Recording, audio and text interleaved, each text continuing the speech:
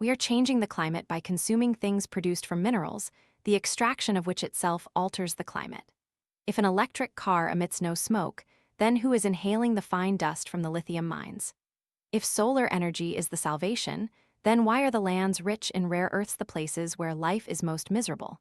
And if digital is immaterial, then why does it demand millions of tons of raw material? We often speak optimistically about the future. But do we ever truly examine what colors that optimism is painted with? Are we building a clean world on a dirty foundation, simply because that filth is out of sight? The question isn't whether clean energy is truly clean. The question is, do we dare to look at where that cleanliness is built upon filth?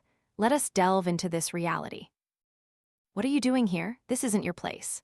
A man in his early 40s in a black SUV swerved in front of my car, blocking it. His eyes were sharp, filled with suspicion. Before I could react, a second person appeared right behind him. A motorcyclist roared in from nowhere, encircling us like a hastily shot crime scene. "Get out! It's dangerous here. We don't want any trouble." The decisive voice of the man in the black SUV showed no hint of compromise. The air was thick with tension. Sweat began to trickle down my neck as I tried to prolong the conversation with a few glances towards the makeshift tent perched precariously on the hillside. He noticed. "There are still people working here," Kwong, a former miner and my guide, whispered. "I thought they closed this mine a long time ago." The new equipment and hastily erected exhaust pipes nearby confirmed my suspicions. About 200 meters away, that tent stood starkly amidst the gutted, rocky landscape near several dry waste ponds. Clearly, rare earth refining was taking place here. But where are they extracted from? I asked. "From the mines around here and those massive illegal mining sites behind that hill," Kwong continued, his voice heavy with resignation. 2 days before, in July 2016, I landed at the tiny airport in Guiyu, a town in Jiangxi province, about 700 kilometers south of Beijing. From there, I traveled for many more hours, over pothole-ridden roads winding through rice paddies and bamboo forests. The further south we went, the wilder the landscape became.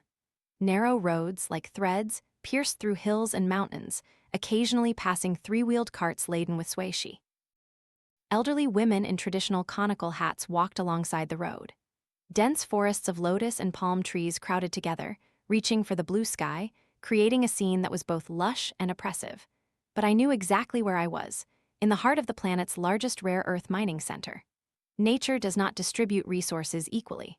Just as vast plains are home to common birch forests, tropical rainforests conceal rare orchids that bloom once and then vanish from the European sky.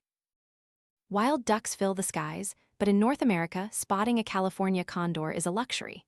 It's the same with mineral resources. Some elements are abundant, while others are hidden deep within the earth, revealed only after thousands of tons of rock are crushed. Rare earths, true to their name, are not easy to find. Some are byproducts of aluminum, copper, or zinc refining. Despite their extremely low concentration in the Earth's crust, they are the soul of the modern world. According to the U.S. Geological Survey's 2018 update, 35 minerals are classified as critical, from scandium and chromium to uranium.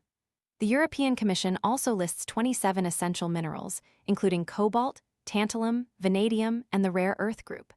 Some, like silicon, are not geologically rare, but are extremely difficult to extract due to a lack of suitable infrastructure. They are industrially rare. We may never have heard of praseodymium or neodymium, but thanks to them, electric motors spin smoothly, Bluetooth headphones connect faster, stealth fighters are more invisible, and the MRI machines in hospitals achieve terrifying magnetic field strengths. We have entered a strange era, where the development of artificial intelligence, self-driving cars, digital healthcare, cybersecurity, nanotechnology, and military satellites all depend entirely on a group of obscure metals. From charging a phone to operating a nuclear reactor, from video games to missile technology, everything relies on these tiny elements, the foundational bricks of the 21st century. The problem is, we are completely unprepared for this dependence. I thought the modern world had escaped the obsession with shortages, like in the age of oil or coal. But no, we've merely replaced one addiction with another. The game has changed form, but not its essence: scarcity, tension, crisis. This time, not for oil, but for dysprosium, terbium, or antimony. We imagine we're heading towards a clean future where sun and wind replace power plants. But behind those solar panels are dark, gaping pits in Jiangxi. After every electric car, tons of toxic sludge flow into the earth. The transition from fossil fuels to renewable energy hasn't eliminated pollution. It has merely relocated it to places where media cameras don't reach. And I didn't stop there.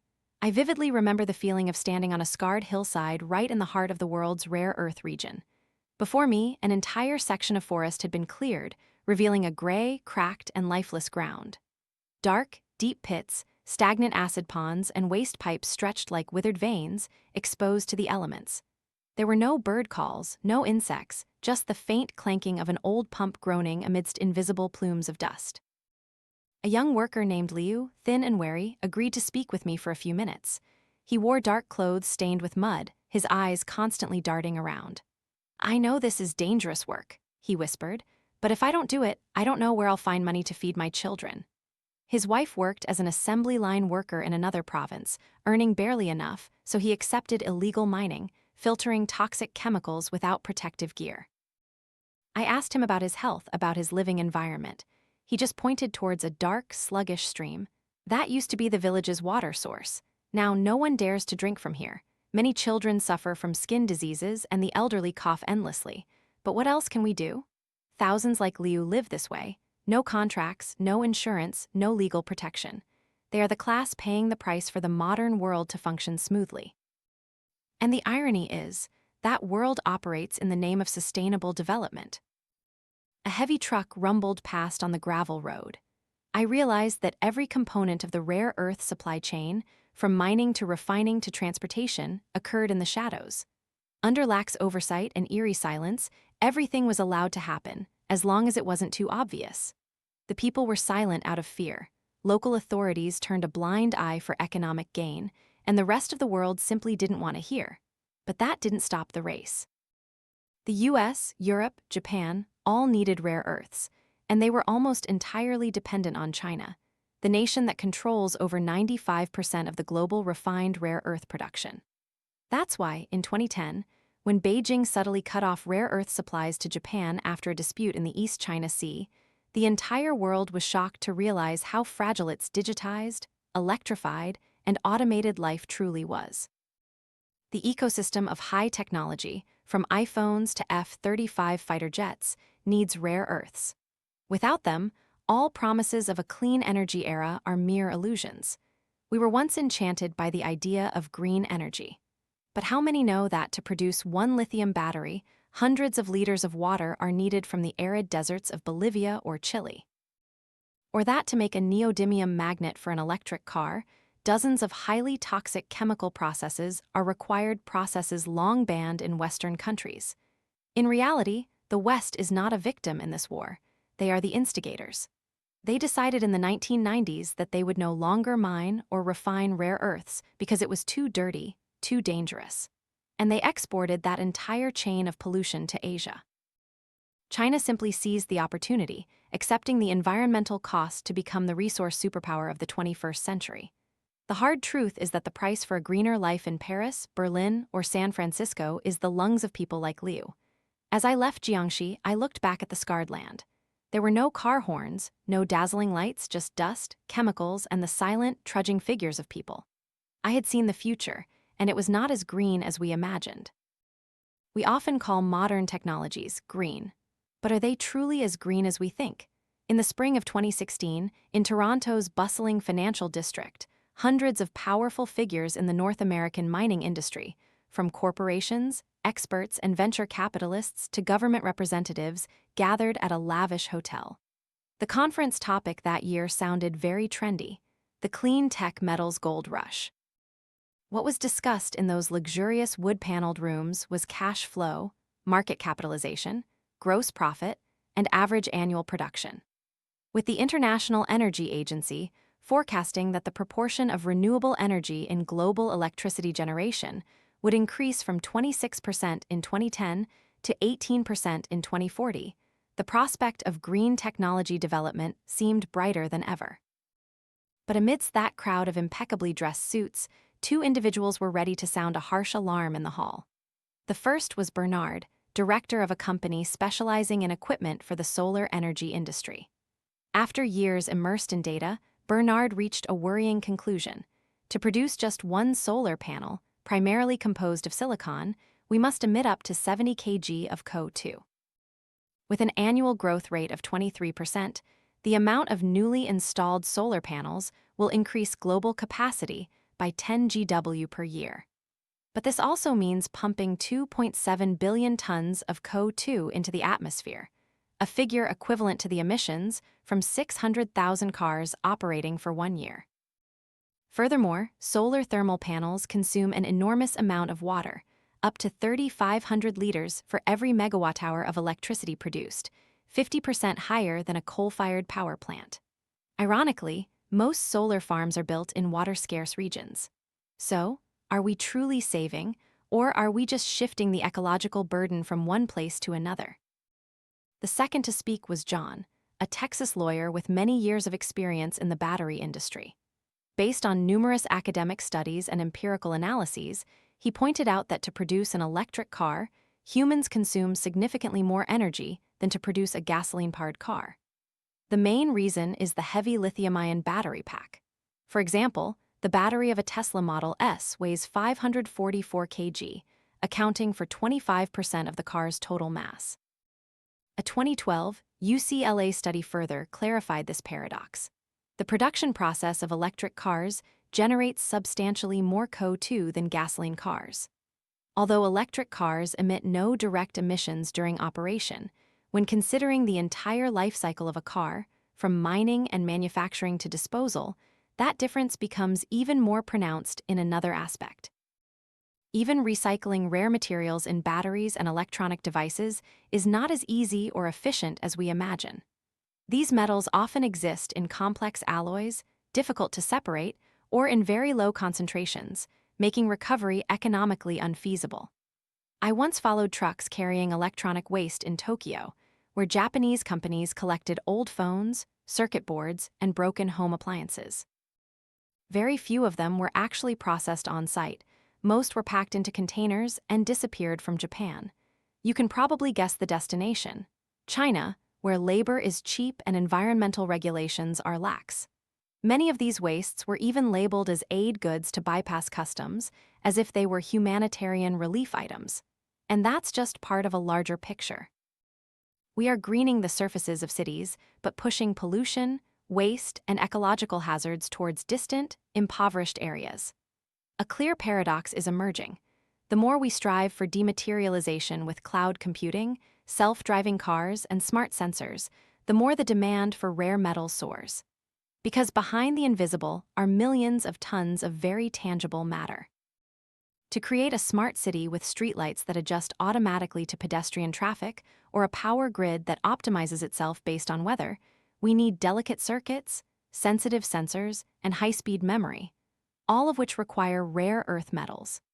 In this age of high technology, there's a deliberately ignored truth. The immaterial infrastructure we praise actually devours raw materials at an unprecedented scale. Fiber optic cables, transmission stations, giant servers, data centers operating 24/7, all demand millions of tons of copper, silver, neodymium, gallium, antimony, lithium. And every instantaneous touch on a smartphone screen depends on a supply chain spanning thousands of kilometers, passing through many countries, and undergoing dozens of polluting processing stages. Just one smartphone contains over 40 different elements, from rare earths to create vibrations, carbon for batteries, indium for smooth touchscreens, gold and copper for connecting circuits, to tantalum from Congo for data storage. The phone you hold in your hand is a product distilled from the most remote lands, from the deepest mineral mines, and inevitably from the silent suffering of others. Yet, its usage cycle lasts an average of only 2 years. Rapid consumption combined with expectations of continuous innovation leads to a skyrocketing amount of global electronic waste. According to a UN report, the world discards over 50 million tons of e-waste annually, and this figure is growing 3 times faster than household waste. However, only about 20% of it is properly recycled. The rest, the dark part, drifts to Africa, Southeast Asia, and remote parts of China, where children strip circuit boards with bare hands, melting plastic with open fires to salvage a few grams of precious metals. I once visited Guiyu village in southern China, dubbed the world's e-waste capital. The air was thick with the smell of burning plastic, the rivers were black as ink. The entire village was a giant manual processing workshop. Children sawed old computers, adults separated capacitors with hammers, and mountains of waste piled up like artificial hills. Local health reports showed lead levels in Guiyu children's blood were 4 times the maximum safe limit, but no one cared. Because as long as new electronics sell well every year, who remembers the children meticulously stripping and cracking circuit boards amidst toxic fumes? The problem is not just environmental consequences or public health. It's also a game of economic power cleverly hidden behind sweet-sounding rhetoric like sustainable growth or circular economy. By pushing the supply chain to invisible links, developed nations can continue to boast about their clean and green models, while in reality they are merely externalizing pollution, exporting risks to weaker nations. In Europe, you'd be heavily fined for pouring acid down a drain. But in many rural areas of China, acid is used daily to extract rare earths, poured directly into fields or rivers. And those very minerals will later return to Europe in the form of eco-friendly phones, zero-emission cars, or sparkling solar panels. You call that progress. I call it ecological whitewashing. And the paradox doesn't stop there. The scarcer rare metals become, the more expensive they are, and the more expensive they are, the more brutal the hunt for them becomes. Companies dig deeper, destroy more forests, and displace indigenous communities further. Farmers in Bolivia protest lithium mining on salt flats because groundwater is dwindling. In the Democratic Republic of Congo, tens of thousands of children labor in unlicensed cobalt mines, no helmets, no protective gear, no masks, just bare hands and backs hunched from the age of 9. I'm not saying green technology is evil. I don't deny climate change or the necessity of energy transition. But I cannot close my eyes to the dark side hidden behind glossy advertising campaigns and polished ESG reports. If we want a green world, then that green must be truly healthy, not just on the surface, but deep in the earth and at every step of the value chain. Otherwise, we are just changing the way we destroy the planet, not saving it. Instead of leading the way in rare earth mining, the West chose a different path, exporting pollution. One spring morning in 2011, I left the suffocating noise of Las Vegas, driving along Interstate 15 through the Nevada and California deserts. 2 hours later, before me lay a rusted, desolate site, Mountain Pass Mine, once the pride of the U.S. rare earth industry. Now, it was a deep pit in a dead land. The American flag fluttered like a faded memory. Once the largest rare earth mine on the planet, it helped the U.S. dominate the market for 2 decades, from 1960 to 1980, supplying up to 50,000 tons of rare earths annually, an unimaginable figure at the time. But the price paid for this dominance was not cheap. Chemical leaks, radioactive wastewater, and the destruction of the surrounding ecosystem enraged public opinion. Instead of addressing it, the operating company, Molecorp, gradually ceased mining and then flatly refused my request to visit the mine. With no other option, I hired a small plane to fly overhead, despite all objections. With me that day was John, a veteran environmental activist. From above, we clearly saw the long scars cutting across the desert, most notably the colossal tailings pond, which once held millions of liters of wastewater from mining operations. Though the mine had been closed for years, toxic water was still seeping into the groundwater below. No one knows exactly how deep it will penetrate, John quietly remarked. Mountain Pass is just a small slice of the global pollution map that we have painstakingly exported. When local environments began to react, when safety and waste control regulations tightened instead of improving technology, the West chose to relocate. They shifted the entire mining and refining process to poorer countries, where environmental laws are lax and governments are willing to trade resources for dollars. China became the ideal destination. But it wasn't just them. Kazakhstan, Brazil, and even some African countries all scrambled for a share of this toxic pie. The dirt was moved out of sight for Westerners, but somewhere, people were breathing it every day. I traced the path to La Rochelle, a seemingly peaceful coastal town in France, but just looking out at the bay, you'd see a gray-silver exhaust pipe plunging straight into the sea, like a crude stitch on a botched surgical operation. This was where the company Roan Pulenk once discharged rare earth washing water for many years. According to physicist Bruno, this pipe was still radioactive, even though it had been abandoned since 1994. One day, local authorities asked him, "Can we make the red smoke in the exhaust less red? It looks too dirty." Not to tackle the root problem, just to make it look clean. No one knew exactly how much poison had seeped into the bay. An independent report later revealed abnormally high radiation levels around the area. But when I arrived, everything was eerily quiet. No warning signs, no fences. Children still played on the beach, and people still fished under the bridge. I felt like I was walking through a horror movie directed by Hank No Blood. No screams, just an unsettling calm before a simmering catastrophe. Leaving La Rochelle, I sought another location, this time in Southeast Asia. In 2011, in Jebeng, a coastal town in eastern Malaysia, a rare earth refinery named Linas began operations. Everything happened in silence, with no public referendum, no public environmental impact assessment. Then, people suddenly discovered radioactive waste being hastily buried just a few kilometers from their homes. Outrage erupted. From Muslim housewives to university students, everyone took to the streets.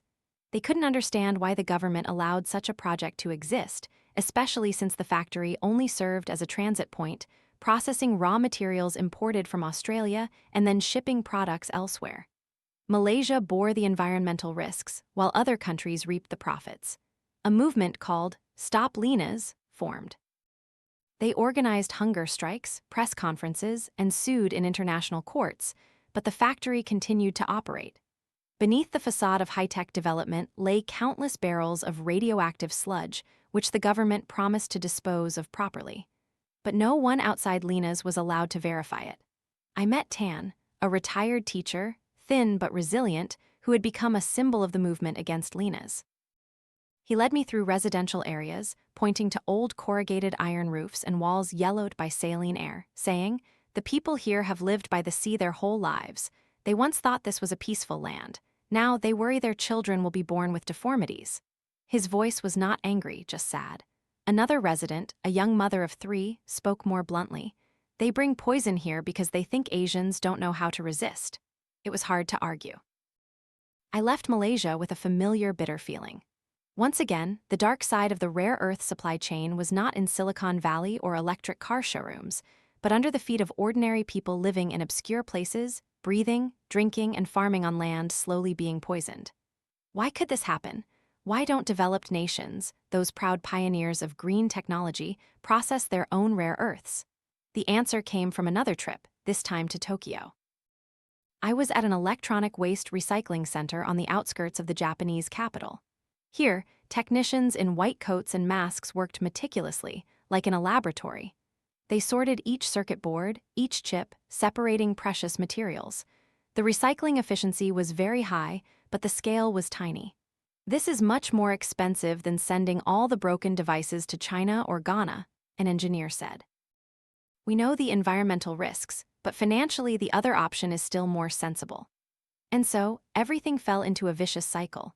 The cleaner the center, the dirtier the periphery, the more sustainable development in Tokyo, the more toxic in Accra, Kinshasa, or China's impoverished provinces. Environmental policies in the West don't eliminate pollution. They merely redistribute it based on power disparities, money, and the silence of the vulnerable.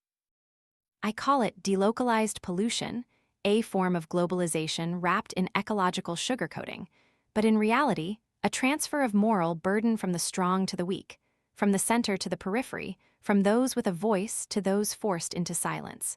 We are not living in a post-industrial world as we imagined. On the contrary, never before has the excavation of the earth, the destruction of forests, the leveling of mountains, and the depletion of groundwater been so urgent to maintain humanity's dematerialized life. We just no longer see it because it happens somewhere else. The celebration of the ecological transition is in full swing in the West. People toast each other for abandoning fossil fuels, for electric cars gradually replacing gasoline cars, for cities rising with rows of solar panels as symbols of a new civilization. But at that very moment, Halfway across the globe, deep in China's Jiangxi province, workers toil silently in ravines, crushing every piece of ore to extract precious metals for that very same revolution. This arduous, dirty, and toxic work is assigned to China. The West, meanwhile, handles the cleaner parts: research, design, product development. A perfect division of labor, a victory for those who make the rules and exempt themselves from the consequences. Then, a group of geologists emerged, armed with reports full of data and warnings. They were like party crashers, delivering an indigestible truth. China holds more than half the global production of many essential rare metals. And for the first time, that nation could use its resource power to shut off the supply valve, causing a real crisis for those who depend on it. Beijing became the new master of the precious metals game.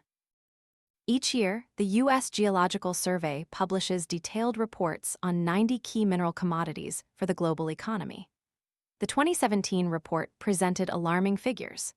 China produced 44% of the global indium, 55% of vanadium, nearly 65% of fluorspar and natural graphite, 71% of germanium, and up to 77% of antimony. The European Commission presented even more concerning statistics. China controls 61% of silicon, 67% of manganese, and 84% of tungsten. This translates to a stark reality. The West's green and digital economy is controlled by one nation through an invisible yet absolute power: rare earth resources. But it didn't stop at numbers. On May 7, 2010, a Chinese fishing boat cast its nets near the Senkaku Islands, a small but resource-rich archipelago disputed by China, Taiwan, and Japan. The Japanese Coast Guard immediately pursued, and in a moment caught on camera, the Chinese captain deliberately rammed his vessel into the Japanese patrol boat. The incident ignited a diplomatic powder keg between the two Asian powers. Japan arrested the captain. Chinese media erupted in anger, stirring patriotic fervor. And just 2 weeks later, on May 22, not a single rare earth shipment from China was sent to Japan. Although there was no official declaration of an embargo, everything happened silently, like a gentle squeeze, but enough to choke Japanese industries. I met Chen, Deputy Secretary General of China's Rare Earth Industry Association, in Beijing. He made no secret of it. Some Chinese companies voluntarily stopped shipments to Japan out of patriotism. When I asked about the government's role, he smiled subtly. Nothing official. The WTO cannot sue something that doesn't exist. This was the first time in modern history that a nation used rare earths as a geopolitical weapon. Before, we knew of oil, food, and natural gas as weapons. Now it was rare earths' turn, and the first victim was Japan, a nation heavily reliant on rare earths for its high-tech industry. But it didn't stop there. The shockwave spread across the world. Just days later, Europe and the US also felt clear disruptions in their supply chains. Rare earth prices skyrocketed. Mining company stocks plunged. Western media for the first time widely reported on the rare earth war, the strategic metals crisis, and the Sino-Japanese confrontation. A chorus of politicians, from the EU to Hillary Clinton, spoke out. But all reactions came too late. China didn't need to declare war, they just needed to stop. That shock not only damaged Japanese industries, but also awakened the entire Western world from its illusory dream of dematerialization. It turned out that touchscreens, stealth aircraft, or electric cars could not exist without a strange reddish-brown powder extracted from the earth in Jiangxi or Inner Mongolia. It turned out that the power of a modern superpower comes not only from weapons or banks, but also from forgotten minerals. That rare earth supply cut was like a shot straight into the nervous system of developed nations, who had long grown accustomed to prosperity without caring about the origin of resources. Immediately afterward, Western governments plunged into an orderly panic. The U.S. restarted the Mountain Pass mine in California, once abandoned due to high costs and strict environmental laws. In Europe, France and the UK began funding research to secure rare earth supply chains. Tech companies poured money into recycling technology, though it remained at the pilot project stage. But no matter how decisive their actions, the West could not make up for a 30-year void. While they floundered finding things, too polluting, too toxic, too complex, China had quietly built a global empire from the very things the West had rejected. A bitter example is the story of Toyota. Concerned by the situation, in 2011, Toyota announced it would research engines that didn't use rare earth magnets, meaning those that didn't require neodymium. But after years of development, they themselves ended up rushing into agreements with Chinese companies to secure stable supplies for their new hybrid models. The dream of escaping rare earth dependence ended in deeper reliance on Beijing. We need to call things by their true names. The West is being held hostage, not by weapons, but by a softer, harder-to-verify weapon, the deliberate absence of a raw material. And in a world where technology is increasingly tied to specific chemical elements, that absence can cripple an entire chain of industries. I attended a conference on strategic materials in Brussels, in a modern glass room with white light and professional interpreters. EU officials tried to appear confident. "We need to diversify our supply," one said. "We must re-establish strategic autonomy," another emphasized.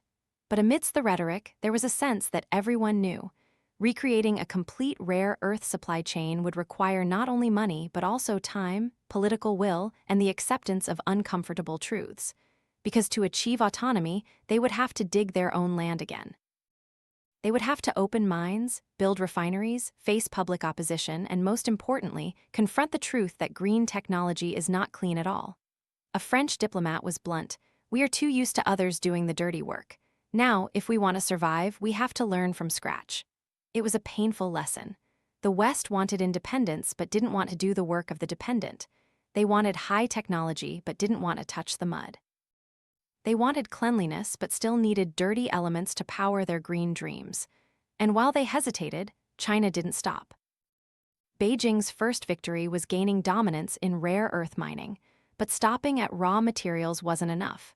From very early on, China began to shift its vision towards higher value-added sectors, the high-tech industries that use these precious elements. And the focal point of this conquest was something seemingly invisible: supermagnets. I first learned about these strange metals in July 2011 when I met Peter, of Electron Energy Corporation, a magnet manufacturer in the small town of Lancaster, Pennsylvania, USA. Peter led me through dark, open warehouses to a cramped storage area, lit only by a pale neon glow. He flipped a switch and smiled proudly. Here they are, rare earths. On the gleaming concrete floor were rows of green barrels. Inside were lumps of grayish, somewhat rusted material, samarium samples, gadolinium pellets, and all sorts of metals with names that were a challenge just to pronounce correctly. I stood there, stunned, like a pirate who had unexpectedly found Blackbeard's treasure. After years of theoretically tracking these elements, for the first time I was witnessing their raw, unadorned form, silent yet powerful. Peter continued, taking me to the workshop next door. The sound was deafening but vibrant. Workers were diligently processing tiny electromagnetic rings, each containing one or more rare earth elements.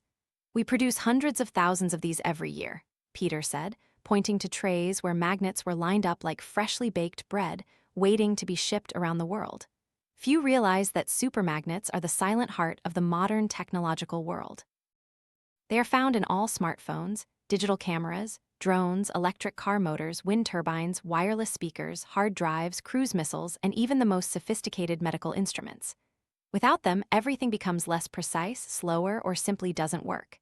And to create these magnets, humanity needs a group of extremely special elements: neodymium, samarium, dysprosium, terbium irreplaceable, hard to find, and mostly located under Chinese soil. Perhaps you don't know that the lighter you use, which sparks with a slight turn of the wheel, also uses a rare earth mixture called mist metal. Or that old camping lantern, with its brilliant white light when burning a few grams of cerium, another rare earth, is also the culmination of centuries of materials science. In early CRT television screens, red was created by europium, blue by terbium rare earths. And today, if you're driving a new electric car, it's highly likely using an NdFeB magnet, an alloy of neodymium and boron invented by Japanese engineer Masato Sagawa and his American colleague John Croat of General Motors. These are the foundational stones of Industry 4. But accompanying their sophistication is fragility. Just one choked link in the rare earth supply chain, and the entire global tech industry would grind to a halt. China knows this. Not content with just mining, they have silently swallowed the entire value chain, from refining and processing to magnet manufacturing. China built its empire step by step, without fanfare, without boasting, just quietly, methodically. Peter was once a leader in the U.S. magnet manufacturing industry. But one day, he, too, had to bitterly admit, we couldn't compete with prices from China. They controlled the entire chain from mine to factory, while we only did a small part. This dominance wasn't accidental. It was the result of a consistent strategy spanning decades. I traced the path and found myself at the headquarters of Baotou Steel Rare Earth High-Tech Group in the Baotou Industrial Zone, the capital of China's rare earth industry. Cold gray concrete buildings, walls adorned with slogans like, "Science is power," "Self-reliance," and colorful atomic models made the place look like a hybrid of a Soviet Academy of Sciences and a 1960s technology theme park. I was led into a simple meeting room where a salt-and-pepper-haired engineer named Liu enthusiastically shared details about rare earth magnet production in Baotou. China used to be called a cheap manufacturing workshop, he said, but now we control high technology too. His eyes lit up with genuine pride, not empty propaganda, but confidence in what his country had quietly built, an irreplaceable strategic materials empire. I asked, what percentage of global rare earth magnets can you supply? He smiled, shrugging slightly, almost all of it. In 2011, China produced over 95% of the total global NdFeB magnets. This number is not just a statistic, it's a strategic lever. Whoever controls these tiny magnets controls the flow of billions of electronic devices, electric cars, smart weapons, and industrial sensors globally. When you hold a drone, from a toy to a military-grade one, and feel its superior stability in flight, it's largely thanks to the rare earth magnets inside the motors. If you're implanting a pacemaker, the micromagnetic sensors used to measure heart rate are also made from dysprosium or samarium. Even seemingly simple wind turbine blades require supermagnets to optimize rotational efficiency. This is the crux of the high-tech heist that the West barely recognized until it was too late. They had lost the initiative in the very fields they thought they were leading. Many American companies tried to keep magnet production chains on U.S. soil, like MagnaQuench, which belonged to General Motors. But in 1995, the company was acquired by a Chinese consortium. Just a few years later, the factory in Indiana was closed. Production lines moved to China. At the same time, engineers and experts also left, partly due to cheaper labor, partly because they knew there was no longer a future for this manufacturing industry domestically. When I asked a former MagnaQuench engineer how he felt seeing his achievements now in the hands of a strategic rival, he quietly said, "They didn't steal our technology, they bought it, they learned, and now they do it better." We are witnessing a reversal of power in the global technology chain. No longer America innovating and China assembling, but China having autonomy over both raw materials and end-stage technology. And the most dangerous thing is that this happened in silence, no gunfire, no threats, just acquisition contracts, factories relocating, silent but persistent investments. A German analyst told me, "We think we're leading because we control iPhone, Boeing, Airbus, but if components can't be manufactured due to a lack of elements, then that so-called control is an illusion." Real power lies where few would expect. Deep in the earth, in the refining chain, in the manufacturing stage that everyone thought was obsolete. And if they don't act now, the West will soon realize it's merely borrowing resources, borrowing technology, and borrowing the ability to control its own future. Rare metals, which seem to appear only in inorganic chemistry lectures or dusty periodic tables, are igniting a silent but fierce battle between civilizations. In this world, every patent, every technological innovation is not just an intellectual product, but a declaration of power. It's an ideological map that nations use to construct their unique worldview. And China, once a silent student behind the Western light, is now openly challenging that order with a strategy nurtured from the depths of ambition. Rare metals will be the soft weapon to redraw the global map of power. Since 1976, when Deng Xiaoping declared that productive forces lie in science, China turned away from the legacy of Mao Zedong and sowed the seeds for a new empire of technological thinking. Subsequent leaders not only preserved, but deepened that belief. In 2006, Hu Jintao emphasized that science and technology were the red thread running through China's development strategy. The 12th and 13th five-year plans, seemingly dry documents, were in fact proud declarations of the rise of a nation once considered the world's workshop. But not just with words, China employed every competitive tool.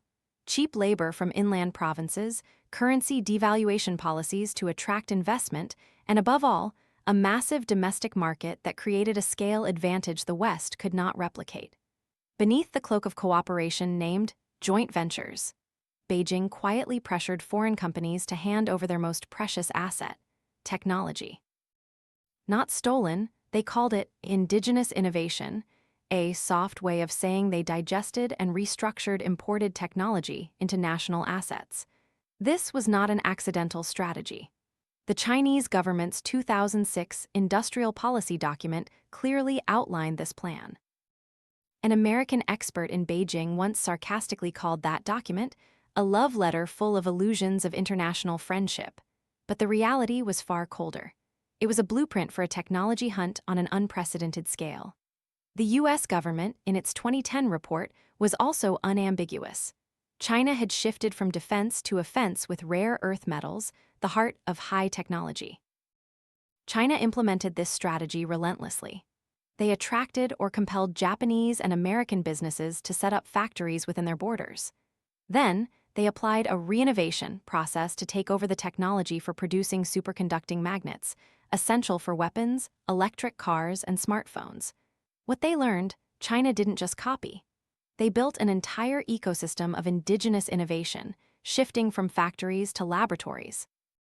This transition began quietly in the 1980s with a series of national research programs. Program 863, named after its launch date of March 1986, is a prime example of this resolve. Its goal was unambiguous: to make China a leader in 7 cutting-edge industries, many of which were tied to green technology. The Made in China 2025 plan, despite Western opposition, was rolled out aggressively, with dozens of industrial innovation centers built across the country. In 2016 alone, China spent $520 million on research, less than the US but far exceeding Europe. However, it's not without its limits. Compared to a population of over 1 billion, China's number of researchers remains modest when compared to France or the UK. Educational disparities, especially in rural areas, are a huge burden. Moreover, the combination of state interventionism and entrepreneurial spirit, once an advantage, has become a weakness. Giant state-owned enterprises in energy, telecommunications, and finance are both pillars and obstacles. Many of their leaders are also high-ranking officials, putting all reform efforts at risk of paralysis due to power conflicts. The remaining question is thorny. Can a political system that tightly controls free speech, with millions of internet censors, truly foster genuine creativity? How can a society with limited rights to dissent develop groundbreaking thinking? In a culture that values obedience and compliance, the obsession with imitation can easily replace independent thought. As a Western diplomat once said, the Chinese have technology but are still stuck in the organizational logic and thinking of 1929. But perhaps this very contradiction creates a strange combination: an authoritarian government pursuing technology as a creed, a state that doesn't believe in freedom but invests in innovation as if it were war. This is the central paradox of the new era, where silicon and politics are merging, where a nation once a copycat is rewriting the source code of global power. One day in September 2017, I sat in the main hall of a high-tech forum in Shenzhen, the birthplace of corporations like Huawei and Tencent. The host, a young entrepreneur speaking fluent English, dressed in a white shirt and slim tie, looked around the crowded room filled with pale gray suits and asked, "How many of you are engaged in technological cooperation with China?" Almost every hand went up. That was the moment I realized China was no longer the world's factory, it was its center. What was once called Western technology was now being rewritten in Mandarin. Thousands of startups in electric vehicles, artificial intelligence, and nanosensors sprouted up in Shenzhen, Hangzhou, and Chengdu. They weren't just mass-producing, They were designing, inventing, even leading, and they owned the resources. In an interview with a former high-ranking official from China's Ministry of Industry and Information Technology, I asked, "Are you weaponizing rare earths?" He didn't answer immediately. He recounted a meeting at an international conference where American negotiators demanded China lift its rare earth export quotas. "We invited them to a private room," he recalled. "On the table was a block of earth, a rough black stone. We said, 'Look closely. That's something you don't have.'" They were silent and they understood. For over 30 years, the West had lost the rare earth value chain without realizing it. They sold off companies, closed mines, moved factories to Asia, cut research budgets all because they believed the future lay in software, not matter. They thought data was the new oil, but forgot that even data needs hardware to exist.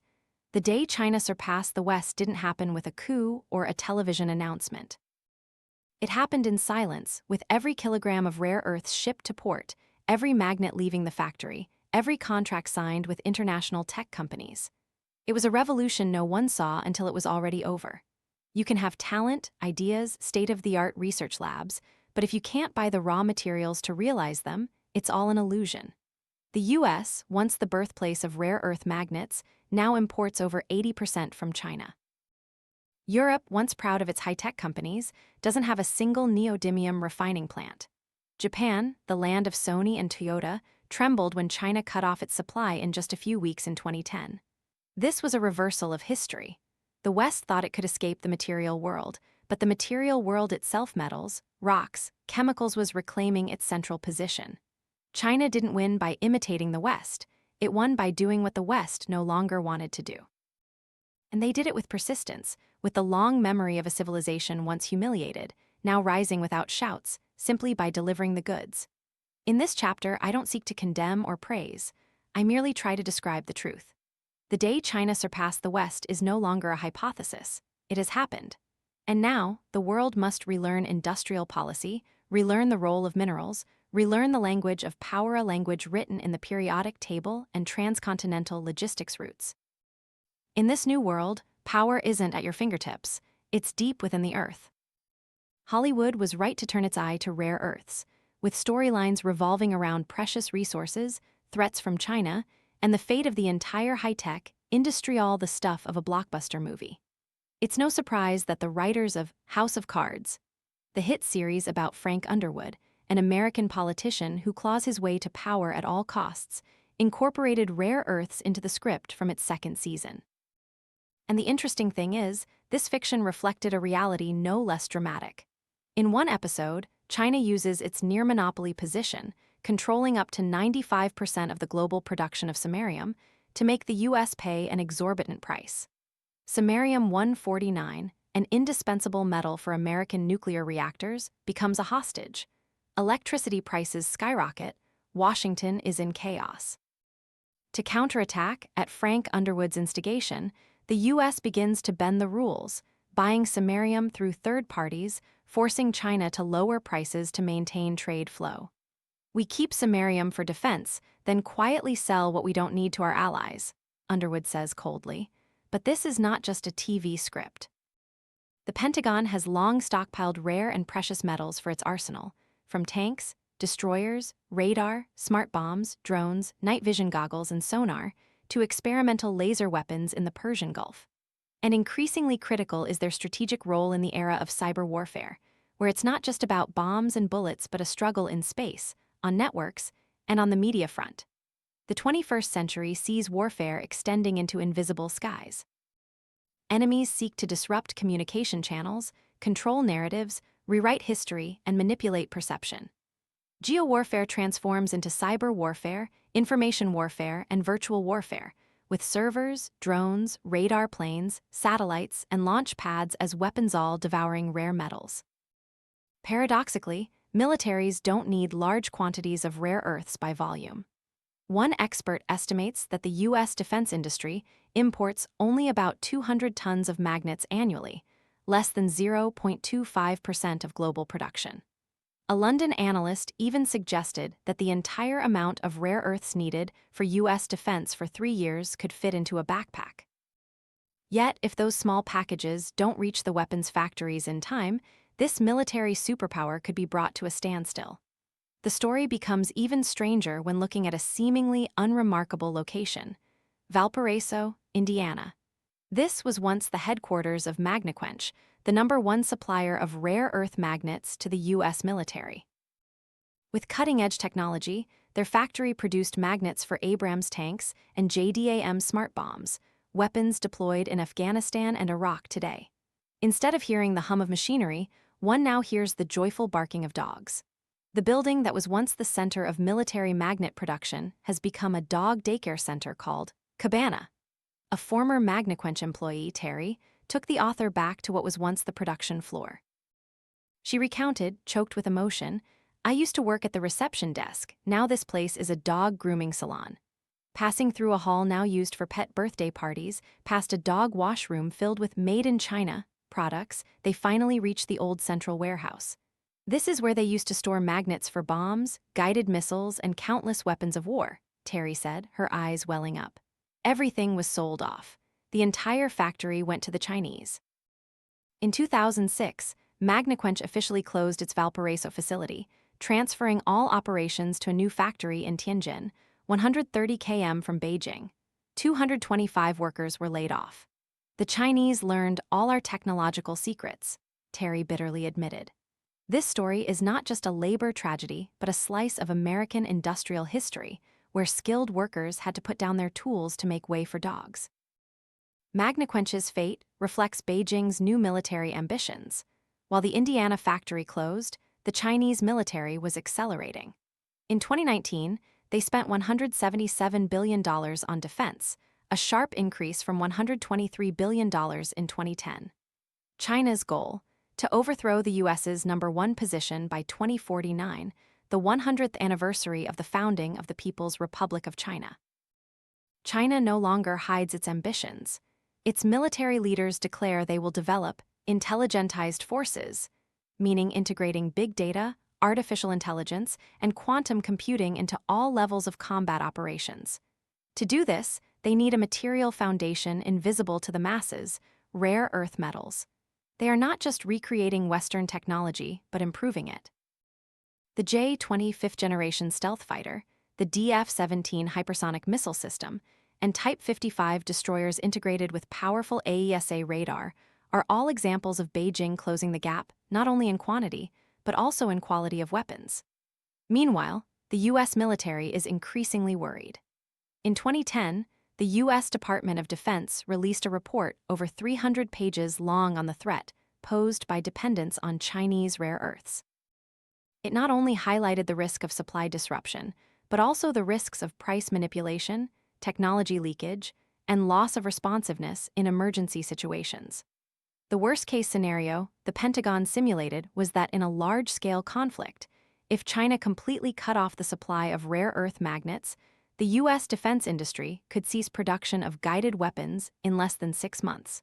So why doesn't the U.S. reestablish a domestic supply chain? Partly because of cost. Mining and refining rare earths are expensive and heavily polluting. Partly because strict environmental laws discourage private enterprises. And the rest, less often mentioned, is that the West has lost the ability for sophisticated manufacturing from within something that was once their pride. Manufacturing a magnet for weapons requires not only raw materials, but also skilled engineers, specialized machinery, and a cohesive domestic supply chain, like a precisely tuned clock. I sought out Molycorp. The American company once hoped to be the rare earth savior of the United States. They operated the Mountain Pass mine in California, which once supplied most of the world's rare earths in the 20th century. But when China drastically cut prices in the 1990s, the mine gradually lost market share and had to close. After the 2010 rare earth crisis, Molycorp was revived with billions of dollars in investment. But when the market stabilized, prices plummeted again. Under pressure from debt, Molycorp declared bankruptcy in 2015. Mountain Pass fell into the hands of a consortium with Chinese investment. A nation that was once the cradle of radar technology, supersonic aircraft, and the internet now cannot supply itself with the raw materials for its own inventions. Without rare metals, the THAAD missile defense system cannot operate. Without dysprosium, F-35 fighter jets cannot maintain their stealth capabilities at high speeds. Without neodymium, GPS devices lose accuracy, and in an era where location is everything, losing GPS means losing control of space. I visited a national defense testing center in Maryland, where military scientists demonstrated a new laser-guided weapon. The device looked like a giant telescope mounted on a rotating platform. But when operated, it could incinerate a drone from a distance of over 1 km in just a few seconds. It was the embodiment of future warfare. But after that impressive demonstration, I was pulled aside to a discreet corner. An engineer whispered, "We can make this weapon, but we're not sure if we have enough dysprosium to mass produce it." I suddenly remembered the image of the backpack containing all the rare earths for the entire US defense industry for 3 years. So small it seemed absurd. But behind that smallness was a big truth. The very existence of a superpower could be threatened by unseen materials. 2005 marked the beginning of a new resource rush. From the deserts of Australia, the jungles of Brazil, to the plateaus of Africa, the sound of drilling echoed like the music of an industrial opera reaching its crescendo. Behind that sound was an insatiable thirst, China's exploding demand for raw materials growing at a dizzying pace. This was no longer traditional mining. This was the globalization of mining, a model where national companies and even hedge funds jumped into a new geopolitical game. Whoever controls the resources controls the future. With double-digit growth rates each year, the Chinese economy was like a giant machine devouring everything from iron, copper, bauxite, lithium to rare earths and cobalt. They bought from everywhere. They invested everywhere.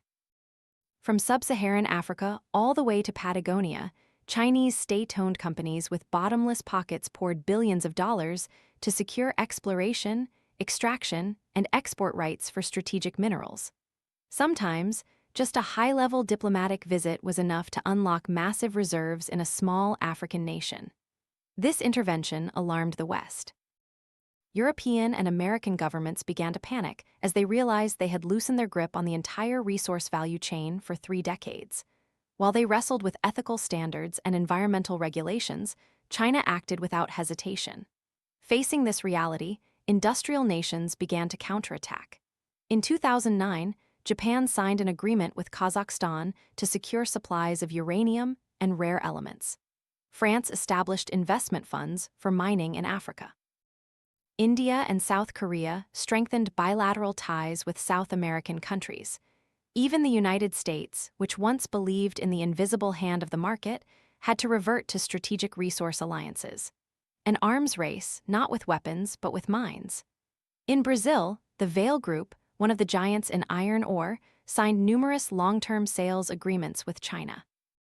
In Australia, companies like BHP Billiton and Rio Tinto saw their stock prices soar as Chinese investment flooded in like a broken dam.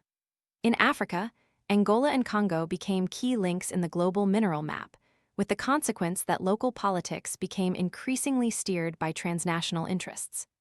I traveled to Madagascar, where a French mining company was operating one of the world's largest nickel mines. In the oppressive heat and red dust of the tropical land, convoys of trucks lined up, carrying ore to the port from where it was exported to Asia. Local residents protested. They argued that their ancestral lands were being dug up to serve phones in Paris or Tokyo. They were not wrong. I met a social activist in Tomasina, a port city on the eastern side of the island. He pointed out to sea, where hundreds of cargo ships awaited docking. "That's the blood of this land," he said. "It's being drained little by little, in exchange for promises we've never seen fulfilled." And then, amidst that scene, a chilling truth emerged. Resources no longer belong to a nation, but to whoever has the power to protect them with influence, money, or military force. No one said it, but everyone understood. Mineral mines were becoming extended geopolitical territories. Where there are rare earths, where there is lithium, where there is cobalt, there are interests, and interests always come with conflict. In the Democratic Republic of Congo, the world's richest nation in cobalt, mines are in the hands of Chinese companies. This is no coincidence.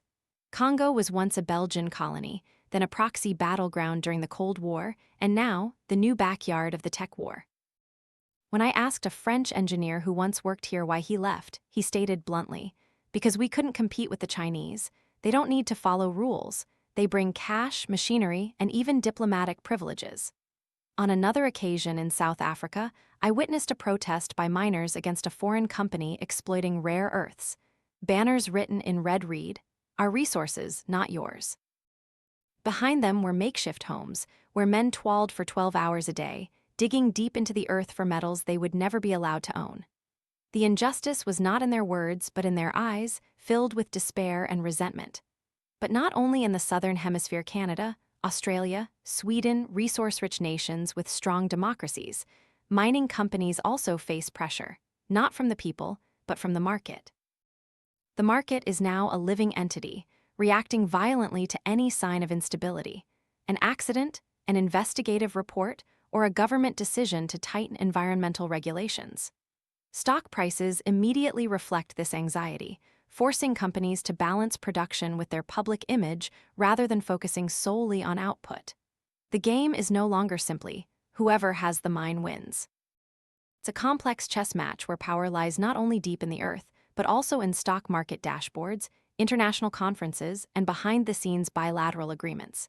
In a meeting with a South Korean trade official, he frankly admitted, "We don't have mines, so we buy entire nations." That statement, though seemingly exaggerated, speaks to the essence of current global competition. Owning resources doesn't necessarily mean owning land, but owning exclusive access to its value chain. And to gain that access, nations do not hesitate to use development aid, preferential loans, infrastructure construction contracts, even weapons. Resources are now exchanged for hospitals, airports, schools, or more simply, political survival. I ended my journey in Chile, home to the world's largest lithium mines. People call this place the Arabia of the future, not because of oil, but because of the light white metal that can store electricity in electric car batteries. In the Atacama region, salt flats are divided into regular squares like a giant chessboard, where life is being evaporated day by day. A Chilean engineer showed me a concentrated lithium tank. He quietly said, "We are killing one part of Earth to save the rest." And that is the biggest paradox of this era. The day I stood before the rusted gates in the town of Decazeville, southwestern France, it was drizzling. The coal mine had closed in the 1990s, but the industrial legacy remained. Concrete pillars slowly devoured by moss, old rusted railway tracks, and layers of workers' houses, testifying to a golden age gone by. Decazeville was once a metallurgical center of France, producing steel, coal, and the dream of industrialization. But then, in the 1980s, in a decision justified by economic restructuring, the mines began to close. Workers lost their jobs, the town lost its heartbeat. The deep pits that were once coal shafts were now filled with water, as if nature was trying to erase human memory. I met Christoph, a local in his 50s, who had worked as a miner since he was 17. He said, "We once believed in industry. Then they told us the new world didn't need mines anymore. Now they come back and tell us we need resources for electric cars and solar panels. So, all these years, were we living in an illusion?" In 2012, French Industry Minister Arnaud Montebourg announced a plan to rebuild the mining sector, reopening mines, establishing a national mining company, and developing responsible extraction. He said with unconcealed conviction, "We cannot endlessly depend on others' resources when we ourselves refuse to extract what lies beneath our feet." That was a major turning point in French industrial thinking.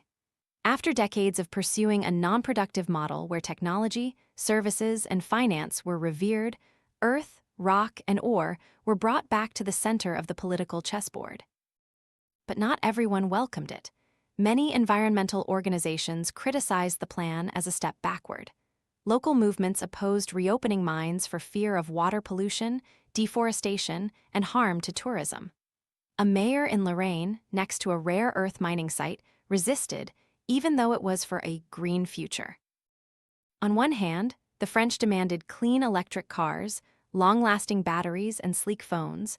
On the other hand, they refused to accept the price of it being paid right in their homeland. As a result, France continues to import almost all raw materials for its high-tech industries, especially from China. This is a kind of post-industrial hypocrisy, where nations proud of their environmental progress rely on others to bear the consequences. Meanwhile, over 3,500 old mining sites in France still leave behind unpredictable consequences. Many places leak arsenic, cadmium, and uranium into groundwater, and surrounding residents are unaware or know but are powerless.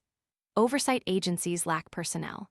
When I visited a small village near an abandoned fluorite mine in the Massif Central, residents said the well water tasted metallic. They said it was still drinkable, but who could truly believe it?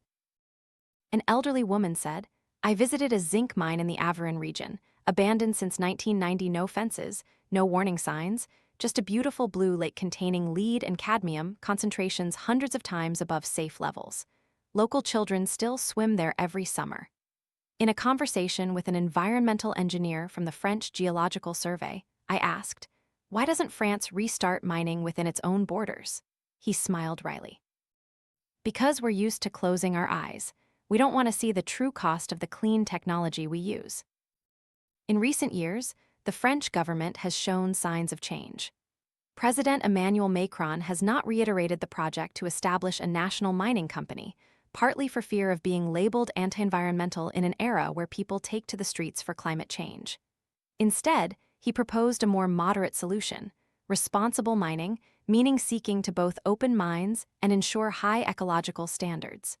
This approach sounds reasonable. But when I asked an international mining investor about the possibility of attracting capital for such projects in France, he just shrugged. With the current legal framework, no one will invest money in a place where each permit application takes years, and protests can erupt at any time. The problem is not just in France. The UK, Germany, the US, all major industrial nations are trapped in their own contradictions. They want resource independence, but don't dare to face the truth that mining, no matter how clean, is a profound intervention in nature. People like to talk about the circular economy, about recycling instead of mining. But in reality, recycling cannot keep up with the growth rate of demand. According to studies, even if humanity recycled 100% of the electronic devices in use, the amount of raw materials recovered would only meet 105% of market demand within the next 20 years. The rest would still have to come from deep within the earth. A form of silent sophistry is spreading, that if we don't see the extraction, it doesn't exist. That as long as our phones are shiny, our electric cars run smoothly, and our backup batteries charge quickly, the world is fine. But the world is not fine. It is being dug up elsewhere, in a place we don't need to care about because it's far away, poor, and not our problem. I returned to Decazeville one last time before leaving France. It was raining again. Christophe led me along the road that was once the main artery of the industrial area. "If they reopen the mine, I'll be the first to apply," he said. "I'm not afraid of labor, but this time, I want to work to serve the future, not to be forgotten again." Not everyone wants to escape the past. There are those willing to accept reality, if they are told the truth, respected, and given ownership of the land where they were born. Do we have the courage to mine not just with picks and machinery, but with intellect, honesty, and moral responsibility? Or will we continue to let others do our dirty work and suffer in silence? We have journeyed through the intricate layers of a story that seems to be about the geopolitics of minerals, but turns out to be a mirror reflecting the inner self of the modern world. A world where we relentlessly pursue green dreams, while our hands are still stained with the red dust of forgotten mining regions.